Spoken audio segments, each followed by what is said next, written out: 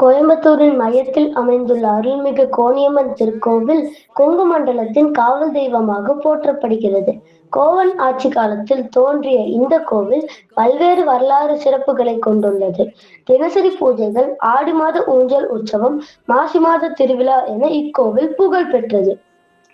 தன்னுடைய 8 கரங்களில் வாள், உடுக்கை, சூலம், கபாலம், அக்னி, சங்கம், சக்கரம், அணி ஆகியவை ஏந்தி காட்சி கொடுக்கும் இந்த கோணியம்மன் சிவனைப் போல இடது காதில் குண்டலம் அணிந்திருக்கிறாள்.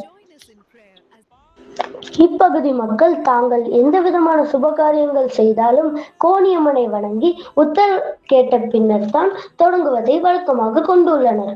மாசி மாதத்தில் 14 நாட்கள் திருவிழா வெகு விமர்சையாக கொண்டாடப்படுகிறது. திருவிழாவின் போது சிவன், அம்பிகை திருமணம் செய்து கொள்ளும் நிகழ்வு மிகவும் விமர்சையாக கொண்டாடப்படும். இந்த தேர் திருவிழாவை கொண்டாடி வாழ்க்கை என்னும் தேர்வில் வெற்றி பெறுவோம்.